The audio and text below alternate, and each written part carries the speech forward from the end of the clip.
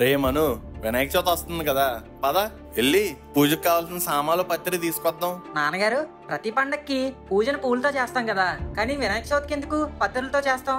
మంచి ప్రశ్న అడిగావురా, చెప్తా.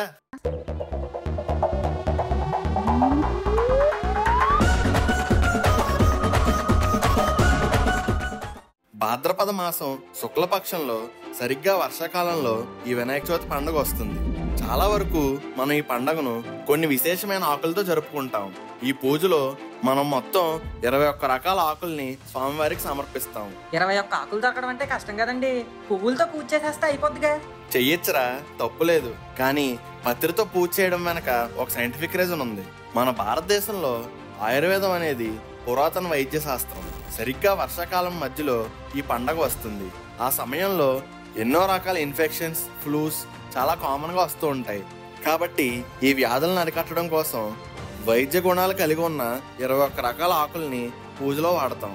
సహజమైన ఔషధ గుణాలు కలిగి ఉన్న ఈ ఆకులు సూక్ష్మ క్రిముల్ని, వ్యాధుల్ని నిర్మూలించడంలో సహాయపడతాయి. ఒక్కో ఆకుకి ఒక్కో ప్రత్యేకత ఉందిరా. అవునా, ఏంటండి అవి?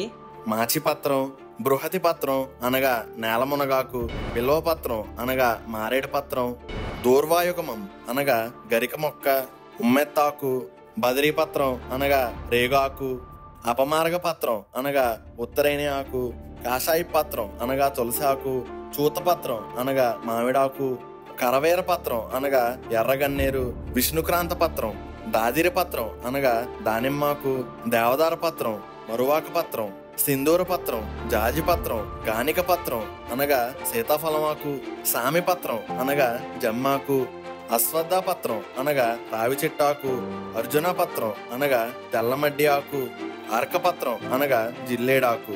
ఈ పత్రి అంతా కూడా ఎంతో విశిష్టమైన ప్రత్యేకత కలిగిన ఆకులరా. వీటిలో మాచిపత్రం, బిల్వపత్రం, అర్కపత్రం, దేవదారు పత్రం, బృహతి పత్రాలు ఆస్తమా, జలుబు, జ్వరం, దగ్గు మొదలగు సమస్యలను అణిచివేయడంలో సహాయపడతాయి. అర్కపత్రం అనబడే జిల్లేడాకుల పాలను పూర్వం ముక్కులో వేసుకునేవారు. దానితో శరీరంలో ఉన్న చెడు మొత్తం తుమ్ముల రూపంలో బయటికి పోయేది. దాదాపుగా 50 తుమ్ముల దాకా వస్తాయి. అప్పట్లో ఏ మందులు టాబ్లెట్లో వాడేవారు కాదురా. కానీ ఇప్పుడు వాళ్ళకి ఆ ఘాటును తట్టుకునే శక్తి కూడా లేదు. నాన్నగారు, మనం ఏ శుభకార్యం చేసుకున్నా ఫస్ట్ వినాయకుడినే కదా కొలుస్తాం, కానీ తులసి దళాలను వేరే దేవుడికి అర్పించినట్టు వినాయకుడికి ఎందుకు అర్పించాం? కేవలం వినాయక చవితి సమయంలోనే ఎందుకు ఉపయోగిస్తాం? మంచి ప్రశ్న అడిగావురా. దీనికి ఒక కథ ఉంది. విష్ణువుకు అత్యంత ప్రీతికరమైంది ఈ తులసి.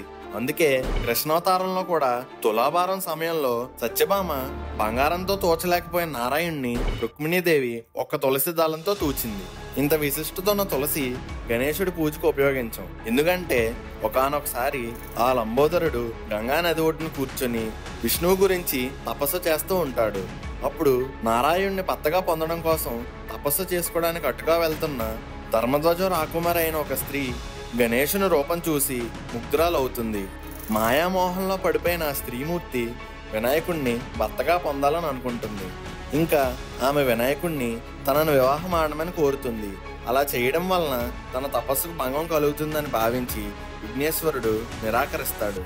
ఇంకా కోపం పట్టలేక ఆ స్త్రీమూర్తి, నన్ను నిరాకరించావు కనుక నీ వివాహం నీ చేతిలో లేకుండా పోతుంది అని వినాయకుడిని శపిస్తుంది.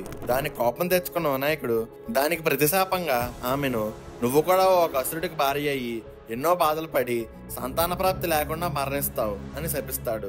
ఇలా ఒకరినొకరు శపించుకోవడం తర్వాత ఆ స్త్రీమూర్తి మాయామోహన్ నుండి బయటపడి తన తప్పును తెలుసుకుని శాప విమోచనం కోసం కోరుతుంది. గణపతి కూడా శాంతించి, నీవు ఈ జన్మలో అసురుడి భార్యగా బాధలు పడి మరణించాక వచ్చే జన్మలో మాత్రం విష్ణువుకి ప్రీతికరమైన తులసిగా జన్మిస్తావు అని చెప్తాడు. కానీ ఆ స్త్రీమూర్తి, నేను మిమ్మల్ని ఎలాగో వివాహం ఆడలేను కనుక నాకు మీ పాదాల చెంత ఉండే అవకాశమైనా ఇవ్వండి అని ప్రాధేయపడుతుంది.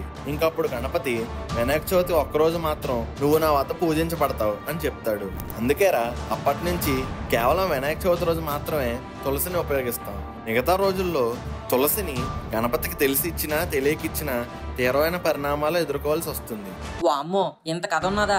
మరి వినాయకుడికి వివాహం ఎలా జరిగిందండి? కొన్ని పురాణాల ప్రకారం గణేశుడు బ్రహ్మచారి, కానీ వినాయకుడికి సిద్ధి బుద్ధులతో వివాహం జరిగిందని కొన్ని పురాణాల్లో ఉన్నది. శివపురాణం ప్రకారం ఈయన సిద్ధి బుద్ధిని వివాహం ఆడాడు. సిద్ధి అంటే కార్యసిద్ధి.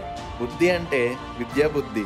ఇవి వినాయకుడికి ఉన్న సహజమైన లక్షణాలు. ఒకానొక సందర్భంలో బ్రహ్మదేవుడు ఈ సృష్టిని మొత్తం తయారు చేశాక ఏదో లోపం ఉందని అనిపించింది. అప్పుడు అది గమనించిన నారదుడు గణపతిని సహాయం కోరమని బ్రహ్మకు చెప్తాడు. అప్పుడు గణేశుడు ప్రత్యక్షం అయ్యి సృష్టిలో ఉన్న లోపాన్ని సరిదిద్దడానికి తన సహజమైన లక్షణాలు గల సిద్ధిని ఇంకా బుద్ధిని బ్రహ్మకి ఇస్తాడు. బ్రహ్మదేవుడు ఆ లక్షణాలను తన కుమార్తెలుగా భావిస్తాడు. అలా వారిద్దరికీ స్త్రీ రూపం లభిస్తుంది. వారు పెరిగి పెద్దయ్యే కొద్దీ వినాయకుడినే భర్తగా రావాలని కోరుకునేవారు. బ్రహ్మ కూడా దానికి అంగీకరిస్తూ వినాయకుడిని తన కుమార్తెలను పెళ్లాడమని అడుగుతాడు. దానికి గణేశుడు కూడా వారిద్దరినే వివాహం ఆడతాడు. ఇది గమనించిన నారదుడు, నీవు బ్రహ్మచారిగా ఉండాలని కోరుకున్నావు కదా, మరి ఇప్పుడు ఎందుకు పెళ్లి చేసుకున్నావు అని గణేశుడిని అడుగుతాడు. దానికి వినాయకుడు బ్రహ్మకి తాను ఇచ్చిన లక్షణాలను తిరిగి తీసుకుంటున్నానని, దీనిని వివాహంగా పరిగణించడం లేదని, తన శక్తులు తన దగ్గరికి వచ్చాయని అనుకుంటున్నానని నారదుడికి బదులిస్తాడు. అసలు వినాయకుడు బ్రహ్మచారిగా ఉండాలని ఎందుకు అనుకున్నాడు? వినాయకుడికి చిన్నప్పటి నుండే తనకు వచ్చే భార్య అచ్చం పార్వతీదేవిలాగే ఉండాలని కోరుకునేవాడు.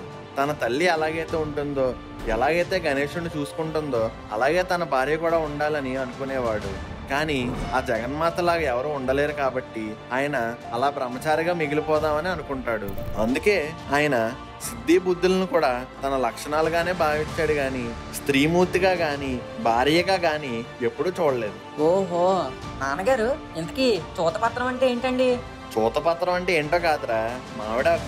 మనం సహజంగా ప్రతి శుభకార్యాలకి మామిడాకులను గుమ్మం కడతాం కదా. ఎందుకంటే శుభకార్యం అన్నాక వచ్చి పోయేవాళ్ళు అందరూ ఎక్కువ ఉంటారు. ఈ మామిడాకుల్ని కట్టడం వల్ల ఆ ఆకుల్లో ఉన్న గుణాలు గాలిని శుభ్రపరుస్తాయి. ఇంకా వర్షాకాలంలో గాలి ద్వారా వచ్చే జలుబు ఎక్కువ ఉంటుంది కాబట్టి ఈ ఆకులు ఆక్సిజన్ ని బాగా మెరుగుపరిచి గాలిని శుభ్రపరుస్తాయి. అలాగే మామిడి చిగురు నమలడం వలన మధుమేహం ఇంకా నోటిపోత కూడా తగ్గుతాయి. మరి మిగతా పత్రి గుణాలు ఏంటండి? మిగిలిన పత్రిలో కూడా దగ్గు, జ్వరం, జలుబు తగ్గించడంతో పాటుగా చర్మ సమస్యలను, మధుమేహం ఇంకా గుండెకు సంబంధించిన రోగాలను నివారించే గుణాలు అద్భుతంగా ఉన్నాయి. కొన్ని ఆకులతో అయితే క్యాన్సర్ ను కూడా నయం చేయొచ్చంట. ఇలాంటి ఔషధ గుణాలు కలిగిన ఆకులతో ఒకేసారి విఘ్నేశ్వరుని పూజించడంతో ఈ ఆకుల వాసనకే ఇంటి గాలిలో ఉన్న ఎన్నో సూక్ష్మజీవాలు నశిస్తాయి.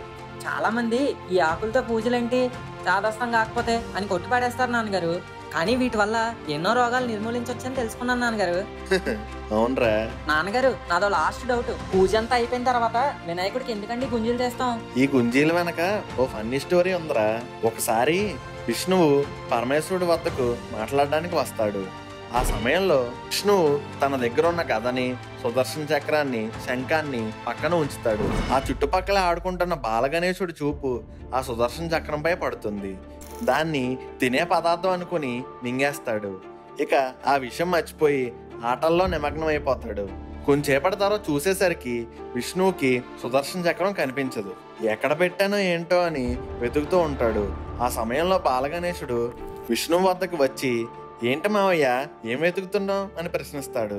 నా సుదర్శన చక్రం కనబట్టలేదు విఘ్నేశ, నువ్వు చూసావా అని అడుగుతాడు. ఓ అదా, నేను తినేశాను కదా మావయ్య అని వినాయకుడు బదులిస్తాడు. గణపతిని ఏమీ అనలేక శ్రీహరి తన చక్రాన్ని తిరిగివ్వమని అడుగుతాడు. కానీ గణపతి మాత్రం ఆయన మాటలు పట్టించుకోడు. అప్పుడు శ్రీహరి వినాయకుడిని నవ్వించడానికి కుడి చేత్తో ఎడమ చెవిని, ఎడమ చేత్తో కుడి చెవిని పట్టుకుని గుంజీలు తీయడం మొదలు పెడతాడు. ఉన్నట్టుండి అలా చేస్తున్న విష్ణువుని చూసి లంబోదరుడు ఆనందంతో గట్టిగా నవ్వుతాడు. ఆ నవ్వుకి తన కడుపులోని సుదర్శన చక్రం బయటపడుతుంది. ఇంకా అప్పటి నుండి వినాయకుడిని సంతోషపెట్టడం కోసం ఆయన ముందు గుంజీలు తీయడం ఆనవాయితీగా వస్తుంది. ఓహో, భలే ఫన్నీగా ఉంది నాన్నగారు ఈ స్టోరీ. ఇది ఫ్రెండ్స్ ఇవాళ వీడియో. ఇంకా ఇలాంటి ఎన్నో ఇంట్రెస్టింగ్ వీడియోస్ కోసం మన ఛానల్ని ఇప్పుడే సబ్స్క్రైబ్ చేసుకోండి.